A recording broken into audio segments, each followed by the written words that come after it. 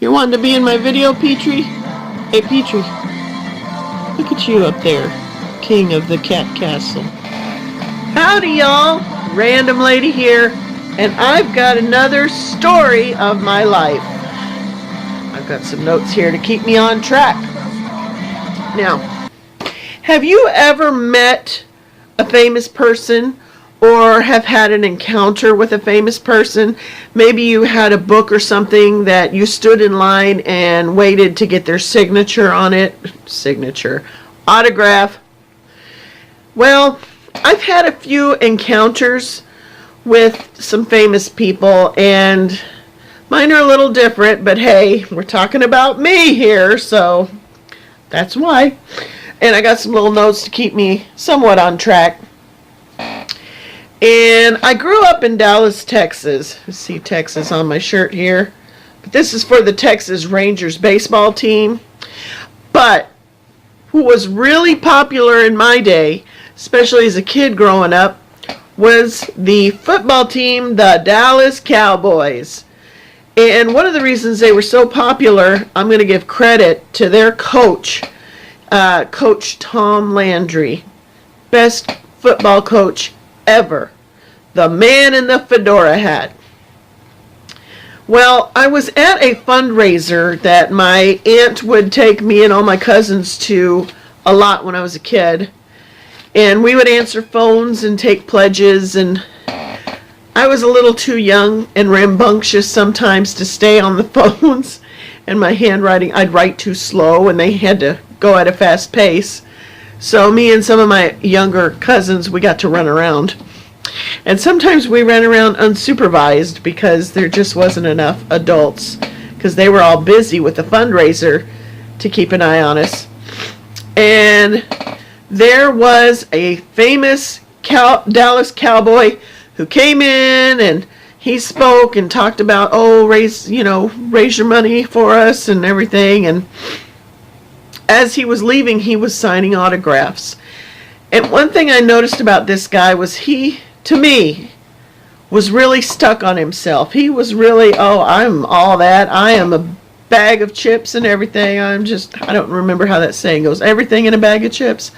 Anyway, not important. What was important to me was that even as a kid, I noticed this guy is really stuck on himself. He just is so thinking he is the best thing in the world.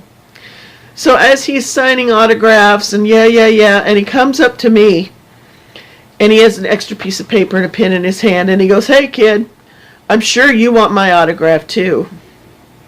And I looked at him and I said, "Ew, no thank you." And he was like, "Come on, we're getting out of here," and everything. I guess I was the one who really insulted him as a little kid. I was just a little kid who made him storm out of the building angry. So that was my encounter with the famous football player, Roger Staubach. And let's see here.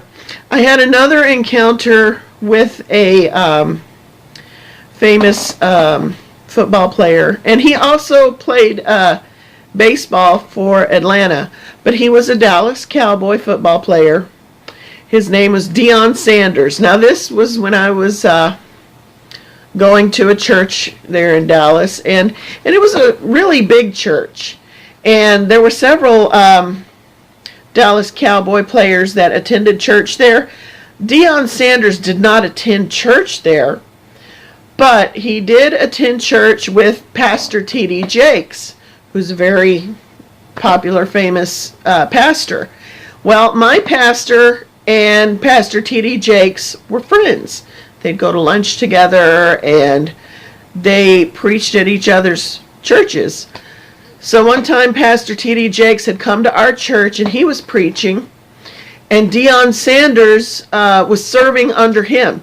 Well, I was a servant at the church in that I played a lot of roles. I was a greeter at the doors, I was an usher, and I was also the lady who, when people would go up to the front for prayer, and if they just got overcome by the Spirit, I would have these cloths, and when these ladies would just fall out in the Spirit, to keep things decent, I would take these cloths and I would cover their legs in case they were in a dress and it would, or if their shirt should, so I'd cover them up, just, keep things decent and, just keep them well protected. And there was this guy kept getting in my way. I'm like, I'm trying to get to this lady laying on the floor. Get out of my way. I didn't say it to him, but I'm thinking that. Well, I had this idea in my head that all football players were tall and this guy was young, but he looked very familiar. And I kept thinking in my head, who is this kid? Who is this kid? And then finally, ding, the light went on when I almost ran into him again because we kept hitting shoulders and stuff, getting in each other's way. And I went, oh my gosh, that is Deion Sanders. Whoops. So that was my encounter with Deion Sanders. And, thankfully, Pastor T.D. Jakes didn't notice me getting into Deion Sanders' way. Right. And, because he was up there preaching and, so he was busy. He wasn't looking down at what we were doing. Let's see. And, another thing was that, in speaking about the Dallas Cowboys, there's also the Dallas Cowboy cheerleaders. And they're quite famous too. And when I was in high school, one of the Dallas Cowboy cheerleaders, she was a teacher in certain gym classes and dance classes at our school. So I got to meet her and thought that was pretty cool. Now, another famous person at that church I was telling you about, and you won't believe it, but this is very true. He attended our church. In fact, our pastor officiated his marriage ceremony in a very private setting. So they didn't make this big and public. They didn't want all the paparazzi and all this, all over the place. So it was kept very private. My pastor officiated the marriage of Chuck Norris and his wife. And so, as a result, Chuck Norris attended our church quite a bit. And Pastor even had to get up and make announcements of leave him alone. He may be a famous actor, but he's also a person. And he and his wife just want to come to church. They just want to be left alone. How Chuck Norris got to know my pastor, for my pastor to do such a important job of marrying him and his wife, is that Chuck Norris became a big fan of the Power Team. The Power Team was led by a Mr. Jacobs, and Mr. Jacobs served under my pastor. So the Power Team actually came from our church. And what the Power Team did is they're big, strong guys, and they would use feats of strength to get people's attention. They could break baseball bats. They could rip phone books. They could do all these things. They could blow up hot water bottles with their...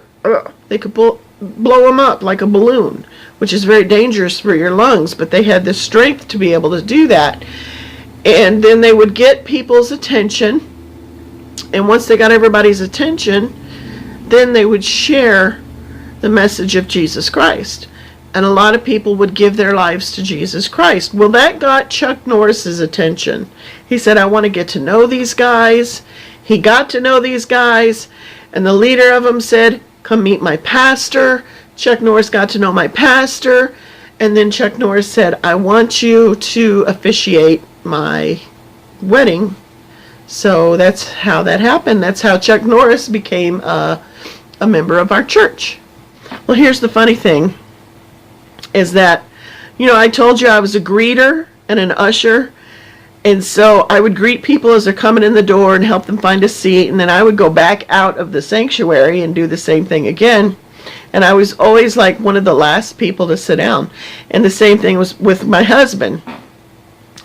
And a lot of the times, Chuck Norris and his wife would come in late so that they could avoid crowds and things. And so we would often, guide them in and have them sit in the back. Well, that's where they wanted to sit.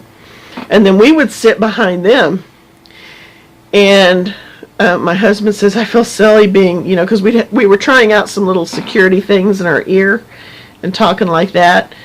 And my husband goes, I feel so silly with this thing in my ear and me in top secret security and all that with Chuck Norris sitting in front of me. Who am I, to be some security guard or something with Chuck Norris there? And I go, I can show you how tough you are. Kick his chair. And when I did that, I accidentally kicked Chuck's chair. It was so embarrassing. And my husband's like, stop it. And I'm like, I'm so sorry. And I got teased at work when I told this story at work, and everybody's like, ooh, she's tough, don't mess with her. She kicked Chuck Norris' chair. But it's a true story, I did. One last story I have about a famous person, and this was back when I was a teenager, is I had an encounter with Sam Walton. Now, if you don't know who Sam Walton is, you will know when I explain. Sam Walton is the man who was the CEO and creator of Sam's Club. And maybe if you're not as familiar with Sam's Club, you'll be familiar with Wal-Mart, because that's his too. He just shortened his name. Well, Sam Walton had this idea in the late 1980s or early 1990s. I think it's the late 80s.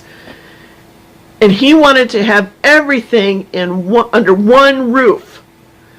And so he chose this property in Garland, Texas, my hometown. Yay! And he built this huge building because he said he wanted everything under one roof. And he called it Hypermart.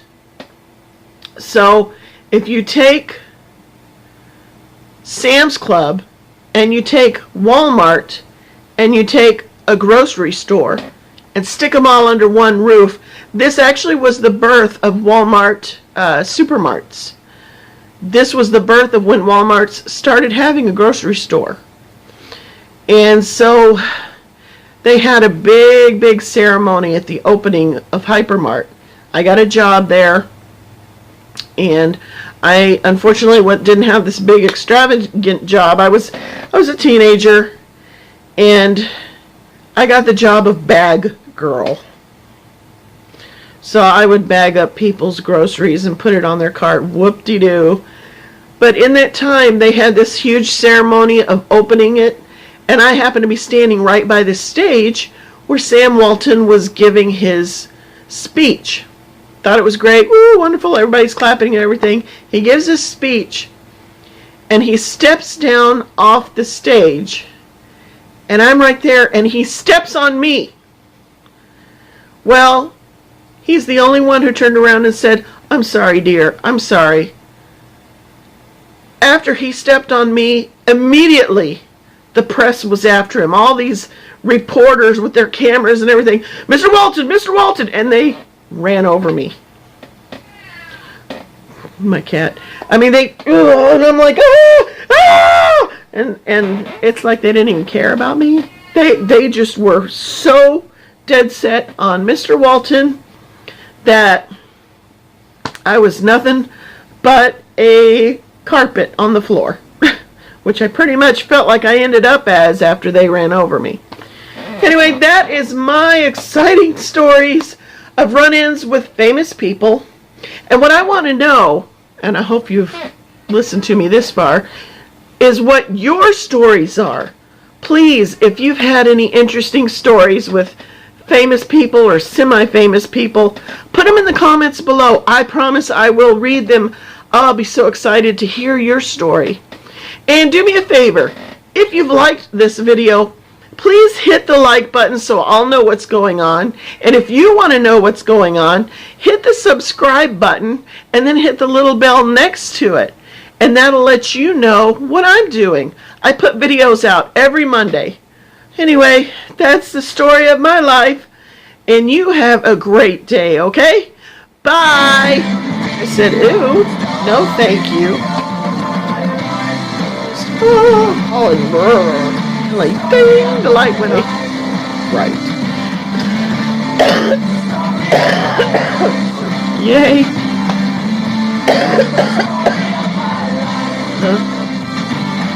Whoop-de-doo. Oh, and I'm like, oh,